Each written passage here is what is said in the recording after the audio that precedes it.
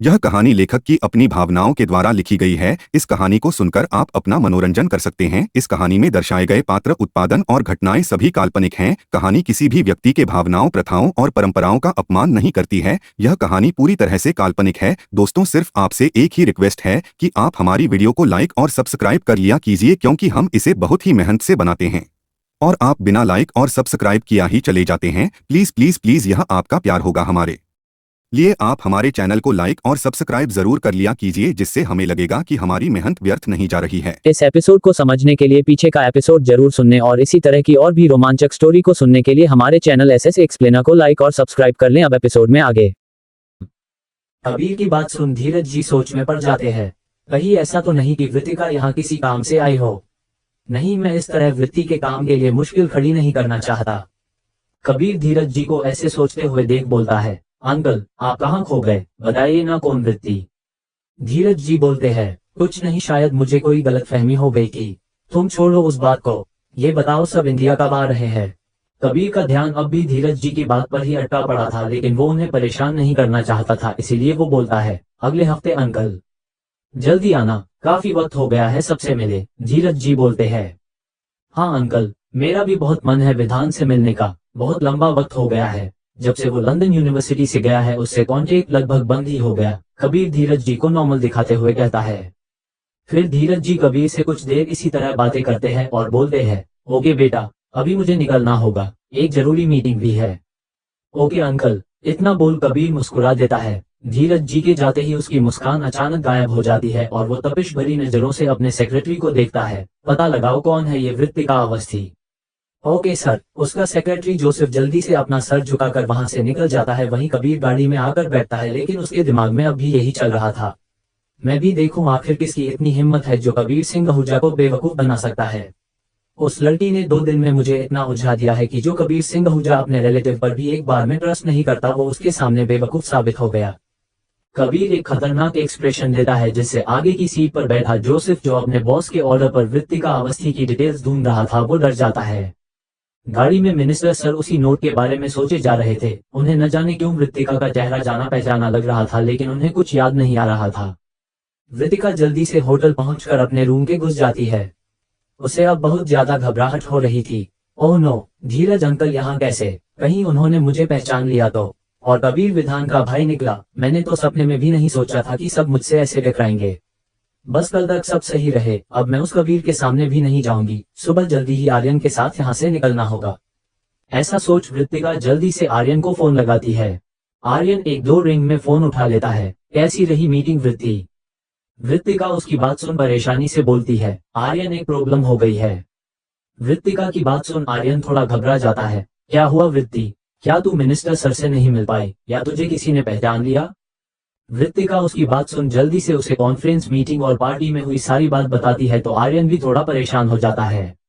आर्यन बोलता है, कोई बात नहीं वृत्ति, वैसे भी सुबह जल्दी तो हमें यहाँ से निकलना ही है। हमें मिनिस्टर सर से पहले एयरपोर्ट पहुंचना होगा, तो तू फिक्र मत कर और कबीर से जितना हो उतना बच कर रहना जब तक। उसकी बात सुन वृत्तिका भी हामी में सर हिला खुद को शांत करने की कोशिश करती है। मिनिस्टर सर को नोट दे दिया है, बस कल कुछ देर के लिए सबका ध्यान उन पर से हट जाए, उसके बाद आर्यन तुम तैयार रहना।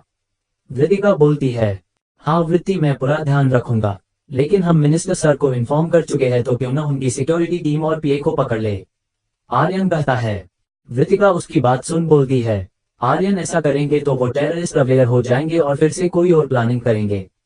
हाफिज खां और रहमत खां की फांसी किसी भी हालत में रुक नहीं सकती। अगर ऐसा हुआ तो ये इंडियन आर्मी के जाने कितने जवानों की जिंदगी खतरे में डाल सकता है। मैं समझ गया वृत्ति, उन टेररिस्टों को फ्लाइट में ही दबोचना होगा ताकि दोबारा वो कोई खेल खेलने लायक ना रहे। आर्यन बोलता है, ओके, तुमने पैसेंजर लिस्ट अच्छे से चेक की ना? नई बुकिंग का तुम्हें ध्यान रखना है और कुछ भी जरूरी होता है तो मुझे इन्फॉर्म करना, वृत्तिका कहती है। ओके वृत्ति, इतना बोल आर्यन फोन रख देता है और वृत्तिका के दिमाग में एक बार फिर वही सारी बातें घूमने लग जाती है। निखिल राठी परेशान और डर से अपना सर नीचे झुकाए खड़ा हुआ था। उसके पीछे खड़े बॉडीगार्ड की हालत तो उससे भी खराब थी, क्योंकि उसके बॉस की जलती निगाहें उनके ऊपर थी। तब उसके सामने बैठा डेविल किंग जोर से चिल्लाता है, वो यहाँ से तुम सबकी आंखों में धूल झोंक कर यूएसए में है और तुम सब ये तक पता नहीं लगा पा रहे कि वो वहां क्यों गई है। ध्यान रखना एक बात, अगर उसे कुछ भी हुआ तो सबकी कब्र तैयार रखना। उसकी बात सुन सब सहम जाते हैं और निखिल एक नजर धीरे से अपने बॉस की जलती निगाहों में देखता है और अगले ही पल वो अपनी नजरें नीचे कर लेता है। बॉस, वो शायद मैडम को शक हो गया था कि कोई उनका पीछा कर रहा है, इसीलिए वो चकमा देकर गायब हो गई। उसकी बात सुन उनका बॉस अपने सोफे पर सर टिका लेता है। ऐसे ही वो मेरी क्वीन नहीं है। तुम सबने सोचा मैंने ऐसी वैसी लड़की के पीछे तुम्हें लगा रखा है। फिर वो एक ठंडी निगाह निखिल के ऊपर डालता है। पता करो वो आखिर वहां करने क्या गई है। निखिल बस हामी में गर्दन हिलाता है और उसके बाद डेविल किंग वहां से चला जाता है। कबीर जैसे ही अपने रूम में पहुंचता है उसे पृथ्वी का ख्याल आता है तो एक बार फिर उसके चेहरे पर गुस्सा उतर आता है। कबीर सोफे पर बैठ गहरी सोच में पड़ जाता है। उसे यकीन नहीं हो रहा था कि एक मामूली लड़की उसे बेवकूफ बना सकती है। मिनिस्टर सर जैसे ही अपने होटल रूम में पहुंचते हैं वो जल्दी से अपनी पॉकेट से वो नोट निकालते हैं। पूरे रास्ते उनके जहन से उस नोट का ख्याल ही नहीं निकल रहा था। वो जल्दी से उसे खोलते हैं और पढ़ने लगते हैं। सॉरी सर, आपको इस तरह से इन्फॉर्म करना पड़ रहा है, लेकिन ये बहुत ही सीरियस है। मैं SF senior officer Vrittika Awasthi हूँ। आपके खिलाफ साजिश रची जा रही है। 2 बड़े टेररिस्ट हाफिज खां और रहमत खां की फांसी को रोकने के लिए, और इसमें आपके पीए के साथ आपकी सिक्योरिटी टीम के मेंबर्स भी शामिल है। आपसे बस एक रिक्वेस्ट है, एयरपोर्ट पर कुछ देर के लिए आपको आपकी सिक्योरिटी टीम और पीए की नजरों से ओझल होना होगा। बाकी हम सब संभाल लेंगे। इससे ज्यादा मैं इस नोट में कुछ नहीं बता सकती। ये सिचुएशन बहुत सीरियस है, इसीलिए आपको बस उनका ध्यान खुद पर से हटाना होगा सर। अब मिनिस्टर सर को वृत्तिका का चेहरा याद आया कि उन्होंने वृत्तिका को खुद ही मेडल दिया था, वो भूल कैसे सकते हैं। मिनिस्टर सर नोट पढ़कर थोड़े हैरान होकर सोचते हैं, इतनी जाबाज कमांडो मेरी सेफ्टी के लिए यहाँ है, इसका मतलब साफ परेशानी बहुत बड़ी है। मुझे इनका साथ देना चाहिए। इस साजिश में जो भी शामिल है उन्हें ऐसी सजा मिलेगी कि हमारे देश के साथ गद्दारी की सोच भी न सके। सुबह के वक्त कबीर का सेक्रेटरी जोसेफ जल्दी से एक आईपैड हाथ में लिए कबीर के कमरे में दाखिल होता है। कबीर रात भर से सोफे पर ही बैठा हुआ था। उसे ये बात हजम ही नहीं हो रही थी कि वो एक लड़की से बेवकूफ बन गया। वो कबीर सिंह आहूजा जो लड़कियों पर एक तिरछी नजर भी डाल दे तो वो उसकी गुलाम बनने को तैयार हो जाती थी, और आज एक लड़की उसे अपने ख्यालों का गुलाम बना गई और कबीर उन ख्यालों से आजाद नहीं हो पा रहा था। कबीर ने इस वक्त अपनी आंखें बंद की हुई थी, लेकिन उसे एहसास हो गया था कि जोसेफ उसके कमरे में उसके सामने खड़ा है। जोसेफ चुपचाप खड़ा हो जाता है। वो कबीर को डिस्टर्ब नहीं करता। कुछ देर बाद कबीर अपनी आंखें खोलता है और एक नजर जोसेफ पर डालता है तो वो अपना सर झुका लेता है। कबीर एक तीखी नजर डालता है और बोलता है, तुम्हें डिटेल्स पता करने को कहा था। जोसेफ सर झुकाए ही बोलता है, यस सर, मैंने वृत्तिका अवस्थी के बारे में सब पता कर लिया है और मुझे हैरानी हो रही है उनके बारे में सब जानकर। जोसेफ की बात सुनकर कबीर थोड़ा सीरियस होकर सीधा बैठ जाता है, क्योंकि जोसेफ अगर कोई इन्फॉर्मेशन के बारे में इतना सीरियस होकर बता रहा था इसका मतलब था कि ये बहुत जरूरी थी। जोसेफ बोलता है, सर, जो लड़की कृति सक्सेना बनकर यहाँ होटल में रुकी हुई है वो कृति सक्सेना नहीं बल्कि इंडियन स्पेशल फोर्स की senior commanding officer Vrittika Awasthi है। नाम से बस इतना ही पता चल पाया था, इससे ज्यादा कुछ नहीं। इसीलिए हमने senior boss mister Abhay Singh ji से ये डिटेल्स ली है। आपको ये इन्फॉर्मेशन चाहिए थी, इसीलिए उन्होंने मना नहीं किया, लेकिन उन्होंने इन डिटेल्स को सीक्रेट रखने को बोला है। उसकी बात सुन कबीर हैरानी से खड़ा हो जाता है और वो झटके से जोसेफ से आईपैड ले लेता है और एक सख्त आवाज में कहता है, आउट। उसका ऑर्डर सुनते ही जोसेफ जल्दी से रूम से बाहर निकलकर रूम लॉक कर देता है। कबीर एक नजर बंद दरवाजे को देखता है और दूसरे ही पल वो आईपैड की स्क्रीन पर नजरें टिका देता है जहां वृत्तिका की एसएफ यूनिफॉर्म में फोटो थी। वृत्तिका की आंखों में कबीर को एक जुनून साफ दिखाई दे रहा था, लेकिन वो जुनून क्या था वो समझ नहीं पा रहा था। वो कुछ पल बड़े ध्यान से वृत्तिका की फोटो को देखता है, फिर स्क्रीन पर नीचे स्क्रॉल करता है तो वृत्तिका की वो डिटेल उसके सामने थी जो एसएफ रिकॉर्ड में प्राइवेट नहीं की हुई थी। उसमें वृत्तिका की पोस्ट के अलावा ज्यादा डिटेल्स नहीं थी और वृत्तिका की फोटो भी कॉलेज इंसिडेंट के बाद अपलोड की गई थी। कबीर ध्यान से एक एक चीज पढ़ता है, हालांकि ज्यादा डिटेल्स नहीं थी, फिर भी जितनी भी थी वो ही कबीर को हैरान करने के लिए काफी थी। वृत्तिका की पोस्ट, उसके एसएफ में रहते हुए जीते मेडल और सर्टिफिकेट्स, इसके साथ ही वृत्तिका की मार्कोस ट्रेनिंग सर्टिफिकेट जिस ट्रेनिंग को करने से अच्छे अच्छे सुरमा काम जाते थे और 10 बार सोचते थे, उनमें वृत्तिका का इतना अच्छा परफॉर्म देख वो भी हैरान था। कबीर को अब अंदाजा हो रहा था कि वृत्तिका की डिटेल्स इतनी सीक्रेट क्यों है। कबीर के चेहरे पर हैरानी के साथ एक स्माइल आ गई। तभी मैं सोच रहा था, एक मामूली सी लड़की कबीर सिंह आहूजा को इतना अट्रैक्ट कैसे कर सकती है। You are not a magnet but an atom bomb. तुमसे ये मुलाकात मैं कभी नहीं भूलूंगा, नहीं तुम्हें भूलूंगा। ऐसा सोच कबीर जल्दी से अपने रूम से बाहर निकलता है और तेज कदमों से भागते हुए वृत्तिका के रूम की तरफ बढ़ता है। हर बढ़ते कदम के साथ ही उसके दिल की स्पीड भी बढ़ती जा रही थी। कुछ दूर से कबीर की नजर गई कि वृत्तिका के रूम का दरवाजा खुला हुआ था। कबीर बिना ब्रेक के एकदम से अंदर घुस जाता है तो वो अंदर देख हैरान रह जाता है। वृत्तिका अंदर नहीं थी और रूम सर्विस का स्टाफ रूम की सफाई कर रहा था। कबीर का चेहरा गुस्से से तमतमा जाता है और वो जोर से चिल्लाता है, इस रूम में जो लड़की थी वो कहाँ है? उसकी ऐसी गुस्सैल आवाज सुनकर वहां काम कर रहा स्टाफ एक पल को डर जाता है और एक लड़का सर झुकाए बोलता है, सर इस रूम में रुकी मैडम आधे घंटे पहले ही यहाँ से निकल चुकी है। कबीर ने जब ये सुना तो वो ज्यादा हैरान रह गया। वो एक नजर पूरे कमरे में डालता है और गुस्से में कमरे से बाहर निकल जाता है। कमरे के बाहर निकलकर कुछ दूर गैलरी में कबीर गुस्से में दीवार के हाथ मारता है। मुझे इस तरह बेचैन करके तुम कैसे जा सकती हो? कबीर सिंह आहूजा ने आज तक कोई ख्वाहिश नहीं की, क्योंकि बिना ख्वाहिश किए मैंने सब हासिल किया है, लेकिन आज से मेरी एक ही ख्वाहिश है और वो हो तुम। तुम्हें मैं भूल नहीं सकता। भले ही तुम यहाँ किसी भी काम से आए हो और एक्सीडेंटली तुम्हारी मुलाकात मुझसे हुई हो, लेकिन अब आने वाली मुलाकात एक्सीडेंटली नहीं होगी। Keep watching dear atom bomb. ऐसा बोल कबीर के चेहरे पर एक मुस्कान आ जाती है और वो एक नजर उस कमरे की तरफ डालता है और फिर वहां से निकल जाता है। निखिल को जैसे ही एक एजेंट ने कोई इन्फॉर्मेशन भेजी, उसे देख निखिल मानो एक जगह डर गया था। वो जल्दी से अपने बॉस को फोन करता है। उधर से एक सख्त आवाज आती है, बोलो क्या खबर है? निखिल बोल पड़ता है, बॉस मैडम के बारे में पता चल चुका है। वो शिकागो किसी टेररिस्ट एक्टिविटी को रोकने गई है। शिकागो से इंडिया आने वाली फ्लाइट हाईजैक होने वाली है, ऐसी न्यूज है। निखिल की बात सुन उधर से कोई आवाज नहीं आती तो निखिल खुद ही बोल पड़ता है, बॉस एक और खबर मिली है। तब निखिल को आवाज आती है, बोलो। निखिल कुछ बोलता है जिसे सुनकर दूसरी तरफ से एक तेज आवाज आती है, जिसे सुन निखिल डर जाता है। लगता है बॉस ने फिर अपना गुस्सा फोन पर निकाल दिया है। लेकिन अब क्या होगा अगर मैडम और बड़ी मैडम को कुछ नहीं? ऐसा नहीं हो सकता। अगर ऐसा हुआ तो बॉस किसी को जिंदा नहीं छोड़ेंगे। अब तो जो भी है मैडम के हाथ में है। उनके भरोसे में उस फ्लाइट वालों की ही नहीं हमारी जिंदगी भी टिकी है। अगर उन्हें कुछ भी हुआ तो डेविल किंग तबाही मचा देगा। हेलो प्यारे रीडर्स, आप सबकी कमेंट्स पढ़कर मुझे इतना यकीन हो गया है कि मेरी मेहनत जाया नहीं जा रही है। वरना कुछ दिनों से तो मुझे लगा था मानो वृत्तिका की आइडेंटिटी बाहर आने के बाद शायद आपको नॉवेल पसंद नहीं आ रही है, लेकिन ऐसा कुछ नहीं है। जिसने पहले के पार्ट में कमेंट किया उनका और उनके साथ ही सभी साइलेंट रीडर्स का तहे दिल से शुक्रिया कि आप इस नॉवेल को और वृत्तिका के इस सफर को इतना एंजॉय कर रहे हैं। साथ ही मेरी आप सबसे यही गुजारिश है कि बड़े नहीं लेकिन कम से कम छोटे कमेंट्स लिखकर अपनी रुचि जरूर दिखाए, ताकि मुझे भी बुरा ना लगे। मिलते हैं आने वाले सफर में। आप सबके दिलों में बहुत से सवाल उमड़ रहे हैं कि आखिर क्या मोड़ लेगा ये सफर, जब दो भाइयों का जुनून बन जाएगी एक कमांडिंग ऑफिसर। मेरे साथ billionaire husband and his fighter girl के सफर में इसी तरह बने रहिए। CH-77 सीक्रेट मिशन की खबर बाहर कैसे गई? कबीर का चेहरा गुस्से से तमतमा जाता है और वो जोर से चिल्लाता है, इस रूम में जो लड़की थी वो कहाँ है? उसकी ऐसी गुस्सैल आवाज सुनकर वहां काम कर रहा स्टाफ एक पल को डर जाता है और एक लड़का सर झुकाए बोलता है, सर इस रूम में रुकी मैडम आधे घंटे पहले ही यहाँ से निकल चुकी है। कबीर ने जब ये सुना तो वो ज्यादा हैरान रह गया। वो एक नजर पूरे कमरे में डालता है और गुस्से में कमरे से बाहर निकल जाता है। कमरे के बाहर निकलकर कुछ दूर गैलरी में कबीर गुस्से में दीवार के हाथ मारता है।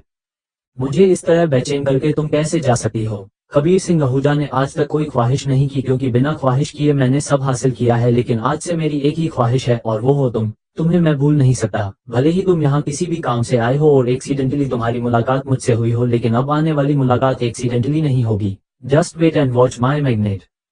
ऐसा बोल कबीर के चेहरे पर एक मुस्कान आ जाती है और वो एक नजर उस कमरे की तरफ डालता है और फिर वहां से निकल जाता है। निखिल को जैसे ही एक एजेंट ने कोई इन्फॉर्मेशन भेजी, उसे देख निखिल मानो एक जगह जड़ गया था। वो जल्दी से अपने बॉस को फोन करता है। उधर से एक सख्त आवाज आती है, बोलो क्या खबर है? निखिल बोल पड़ता है, बॉस मैडम के बारे में पता चल चुका है। वो शिकागो किसी टेररिस्ट एक्टिविटी को रोकने गई है। शिकागो से इंडिया आने वाली फ्लाइट हाईजैक होने वाली है, ऐसी न्यूज है। निखिल की बात सुन उधर से कोई आवाज नहीं आती तो निखिल खुद ही बोल पड़ता है, बॉस एक और खबर मिली है।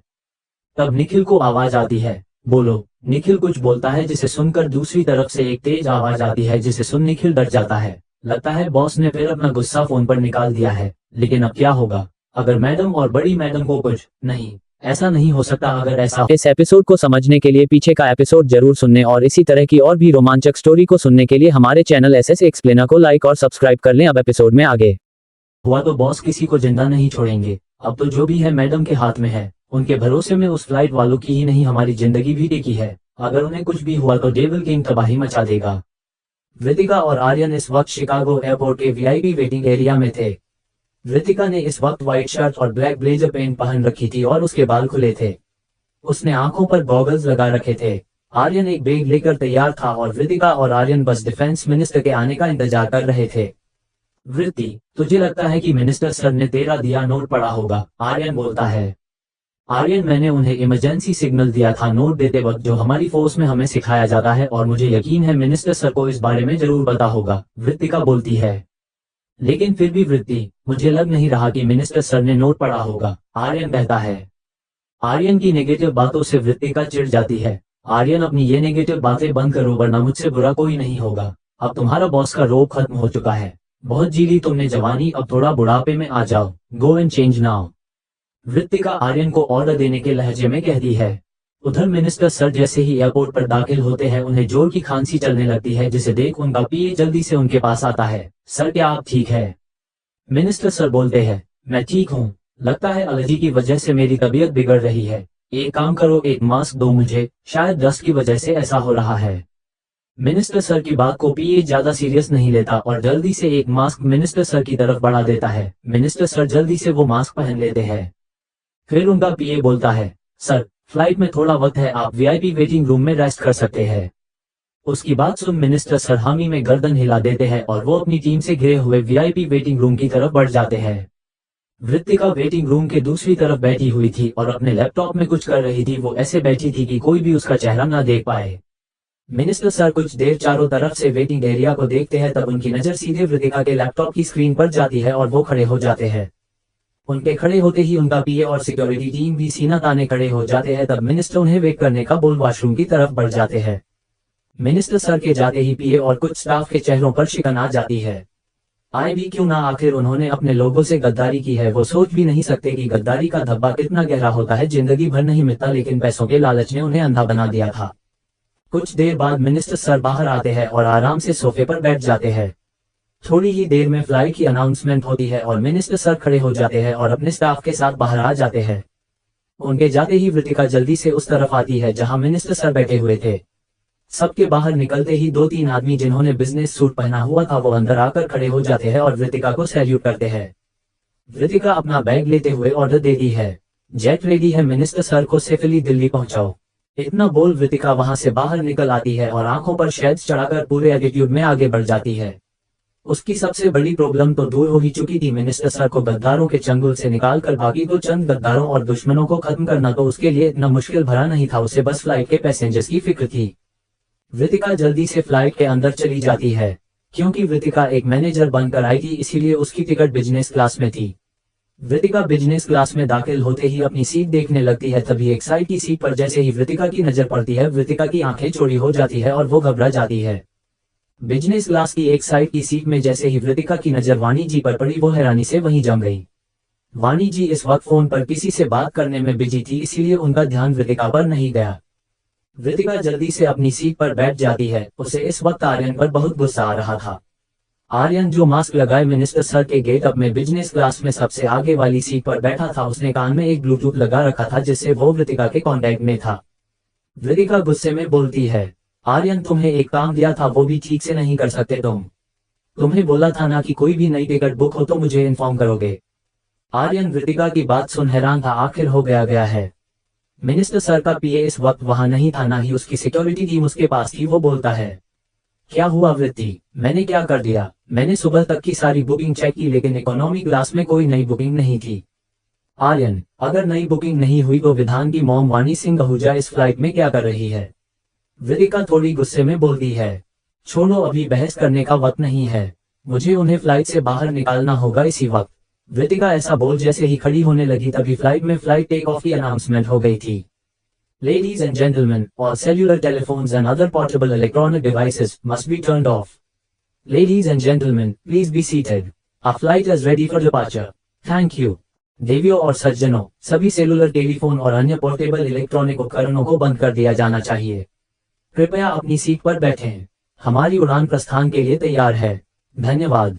इस अनाउंसमेंट को सुन वृत्तिका जो आधी खड़ी ही हुई थी वो मन मारकर सीट पर बैठ जाती है। वो चाहे तो इस वक्त फ्लाइट भी रुकवा सकती थी, लेकिन उसे पता था कि अगर ऐसा हुआ तो वो हाईजैकर कभी सामने नहीं आएंगे।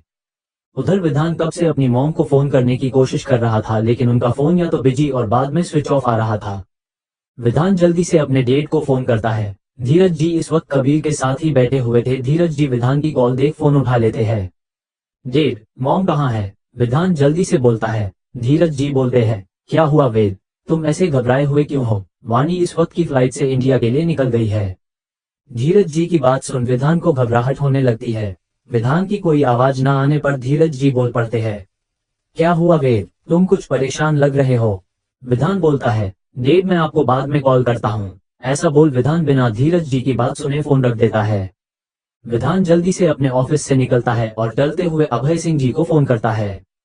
दादू, मॉम इस वक्त। विधान कुछ बोलता उससे पहले ही अभय सिंह जी बोल पड़ते हैं। वेद, मुझे पता है तुम क्या कहना चाहते हो। हमें एसीएफ से अभी अभी ये इन्फॉर्मेशन मिली है। वानी जिस फ्लाइट से इंडिया आ रही है वो हाईजैक होने वाली है, क्योंकि उसमें डिफेंस मिनिस्टर भी है और वृत्तिका भी उसी फ्लाइट में है। लेकिन तुम फिक्र मत करो, वृत्तिका के साथ उसमें 3 कमांडो और है, किसी को कुछ नहीं होगा। मैं अभी मुंबई के लिए निकल रहा हूँ।